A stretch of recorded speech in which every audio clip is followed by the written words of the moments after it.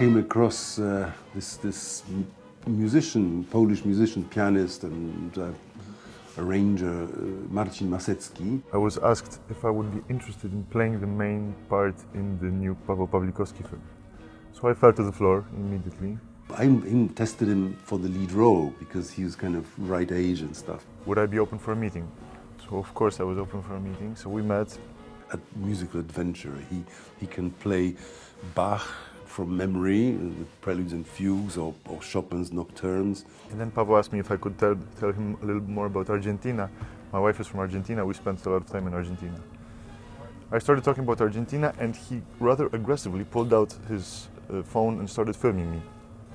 And that was the casting moment.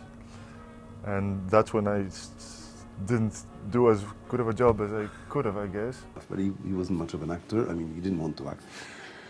But he became my sounding board, and then he actually did the adaptations for of these tunes into jazz.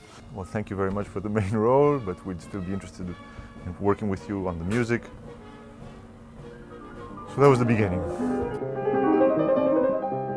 My hands are also in the film. There is a scene in which Pawel wanted to make it clear to the audience that this is actually a very able pianist.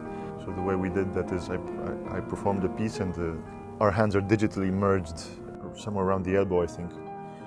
But basically it looks like the guy is playing. The idea of what music is in this film came from Pawel. So it was we were working together on this. He needed me to make several of these arrangements, but the overall vision of the music in the film is his and beautifully thought out. The music is like a character in the film that develops and it defines the relationship, but also it's got a life of its own. So it starts as this authentic music sung by a little girl in a village, slightly off key, that they capture, record, then they transcribe it and turn it into this kind of symphonic music for choir and orchestra, which is beautiful and rich. That couple traveling around Poland looking for material for the ensemble, it's based on a historical couple. There were such ethnomusicologists who traveled the country and collected on these very primitive tape recorders the songs. So that's where the idea came from. And there was a folk ensemble founded in 1949 called Mazowsze.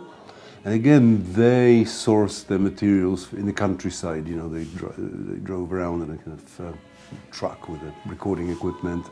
They were looking for music, for tunes, but also for folk outfits to inspire the costumes that they would be using in the choreographed, developed pieces.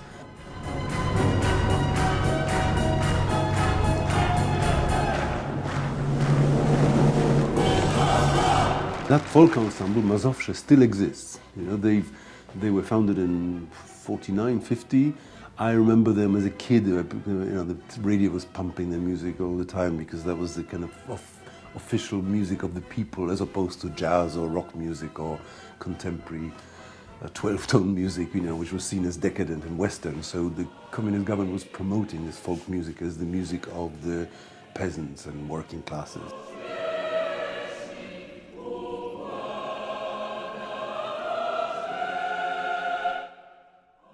I took 3 tunes from the repertoire of Mazowsze and worked and played with them. And I selected tunes that I loved because they were beautiful, but also they had potential to go this way or that way. They were kind of adaptable.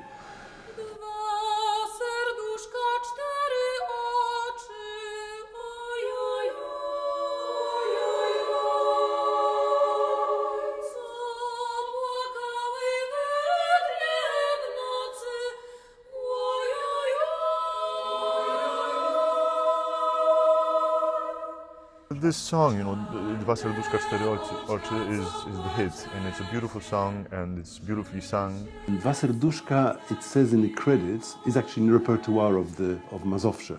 And it says that it was written by Sygetyński, who was the head of Mazowsze, who was the founder, but from traditional folk music. And since then has been adapted by many singers from many genres. So it's a standard, you know. The melody it lends itself perfectly to a jazz ballad from the 50s. It's kind of automatic. Dwa serduszka, cztery oczy. Oj, oj, oj. The protagonist, who is a very gifted musician, who is educated in the classical European tradition, then has been working in Poland on Polish folk music and orchestrating it for a bigger ensemble, for a kind of classical ensemble. And then he falls in love with jazz, so he's kind of new at jazz. So I was trying to make it slightly clumsy. You know, there were several elements to it. It was not just a jazz version of folk. And he did a kind of brilliant improvisation where Victor falls apart in the, you know, at the piano in Paris, where he kind of loses it and starts throwing in the Dwa serduszka, the International, Oberek Opoczyński, and all these things start jumbling up. Things get mixed up in his consciousness and in his soul, and kind of it's an explosion of several of his ideas and influences all at once. So I just asked him to go and just improvise, just make sure these tunes are in there. He just sat down and played it brilliantly. And then when we shot the scene later, we had to film his hands performing this mad improvisation. It's practically impossible to replay what you play in improvisation, but he needed 10 minutes to listen to it on the you know, headphones and kind of transcribed it to himself, and then replayed note for note this kind of crazy, uncontrolled improvisation. You know, so. Loin de toi, loin de toi. She was kind of a natural, Asia Kulik, the actress, because she's a jazz singer. She used to sing a lot, actually. So it was very natural for her. It was well casted, you know. It kind of all fell naturally into the right place. I knew Joanna was there because I'd worked with her before, so I kind of knew she could do it, you know. I wasn't sure about the dancing yet, you know. Then she went and kind of spent half a year with this dance group to actually, you know, to get into it. But I knew she had the vocals, and I knew we could expand them because, you know, she's got a specific voice. But I thought if we take it in a kind of more smoky, jazzy direction, will it work? I tested it, worked. Zula probably in Paris are listening to a lot of Billie Holiday and these classic American great jazz singers. So we were aware of several inspirations like that, but yeah, she brought her artistic personality, Asha, into it very naturally.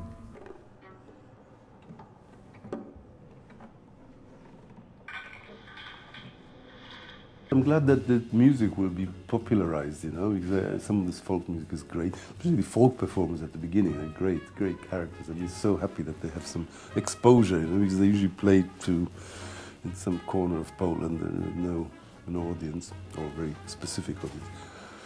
So that's good. I'm happy for Marcin Masecki because he did, you know, who arranged the jazz stuff, because he's a real talent. You know, Pawel has a huge heart for music. He's an amateur pianist himself, and yeah, I was very happy to be part of such a musical film.